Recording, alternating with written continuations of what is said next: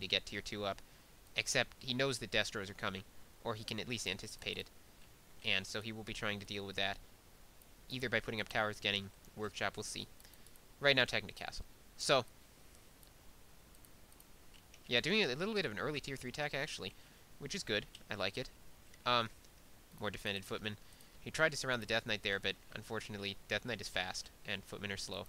So, trying it again, still doesn't get it. Death Knight at 114 health, but finally there's a statue out to heal it. So, Naniwa basically been contained by Todd this whole game. Anyway, Snowdrop is like, I don't know, it's, I must admit, kind of attractive. But, you know, very, in a sort of very gay way. And some very annoying creeps on that map, the Satyr Soul Stealer. As many people have pointed out, it does mana burn, which means basically there's the Blade Master creep abuse is not gonna, you know, item abuse is not gonna work. Lich is out, and this is gonna be difficult for Todd because that Lich can do serious focus damage to the footmen, especially while they're defended. It can just put a lot of damage on them while they're trying to run and attack. However, the Lich gets bolted right away, takes a lot of damage. Wow, those footmen really got in on the Lich suddenly, and Naniwa wasn't expecting it. He has to pull his Lich back. Now his heroes are both very low. They could easily fall to a bolt instead. Todd uses it on a Fiend, which he will kill. Nope, coil goes off. Never mind. But he will get the Death Knight TP there. So, now he's forcing his Death Knight TP. Now going to try and get that last Fiend does so. Well fought by Todd with it to beat that Lich, which came out quite suddenly on him and surprised him. Now bringing his units to the center and going to creep the fountain. Defending his foot. Unfortunately for him, the creeps are not really attacking them, but there you go. Now getting started on this camp. Looks like, yeah, taking a little bit of time to creep it, but Naniwa is not paying attention. He could be jacking him. Instead, he is going to creep his expansion with those two very low heroes. That statue is actually very low on mana too, so the healing is kind of running out for Nani. We'll see if he tries to make a move for the central fountain. Unfortunately for him, it is not going to be successful, as Todd is camping there, and he's going to be well healed. Instead, Nani is going for going to creep. Okay, good. That would have been absolutely disastrous for him. And Todd does have his workshop up, and he is going for flying machines. So flak cannons being researched, and that's why he went for that early tier 3, because he wants flying machines to counter they are called destroyers. That's right. He wants flying machines to counter destroyers. And now those heroes are still pretty low. He's going to have to TP again, it looks like, because I don't think he can. I mean, he has an Ankh, so maybe, unless he wants to use his Ankh now, he's going to have to TP that Death Knight out. And, oh, gets stomped. So, nice. Oh, wow, Book of the Dead, I didn't see that.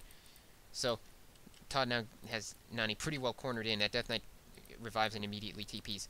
So, using up the Book of the Dead there, Todd's going to be able to creep this camp with it, and with his defended footmen. Immediately taking down those two Troll Berserkers.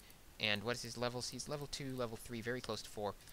He's gone for a Thunderclap on his Mountain King, which is a nice strategy with Brilliance Aura. And it got him well, not a real Death Knight kill, but it used up the Ankh. And, okay, now Nani going for the expansion, and Todd has not scouted this. Todd is not aware of this. He's getting his Gyrocopter damage upgrade. And he's got, so far, just a small group, but he will be able to deal with the destroyers when Nani is ready to produce them. However, he is not ready to produce them. Is he getting destroyer upgrade? Not even. He's getting A-bombs, so he's trying to counter this gyro strategy by not getting destroyers in the first place. However, Todd has a Knight out. He's obviously aware that there might not be Destros.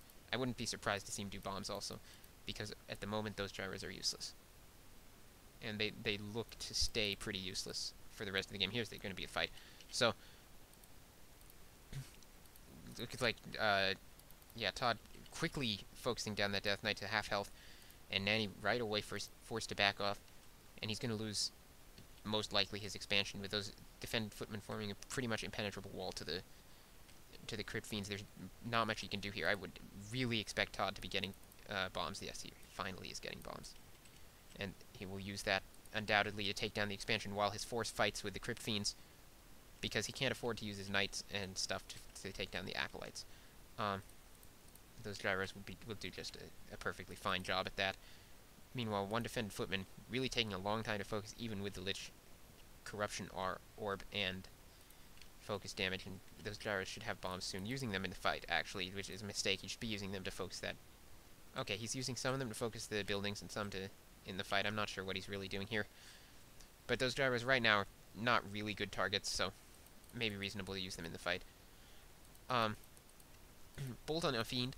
That much manages that Mountain King. Mountain King quite powerful with the Paladin and with the Paladin and Archmage out.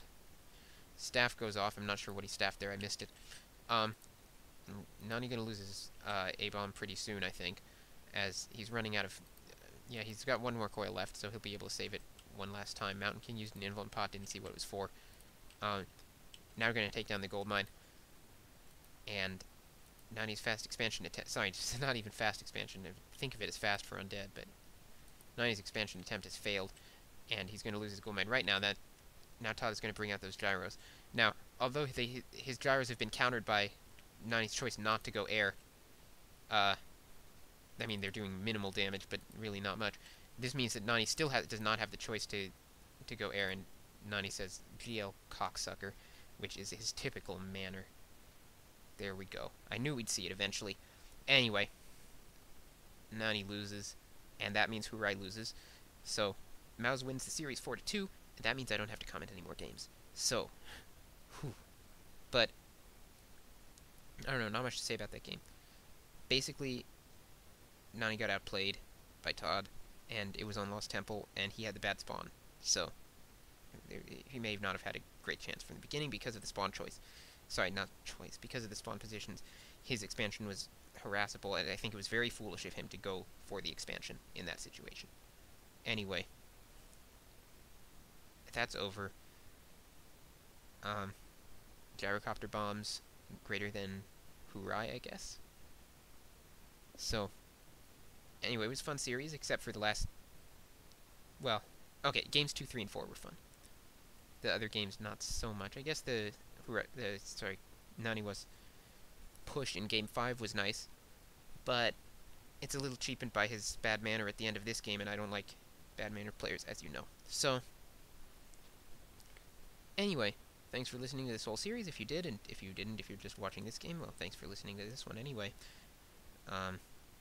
Yeah, not much more to say. I said I would do an Axelov game, but I'll probably do that next because I'm tired.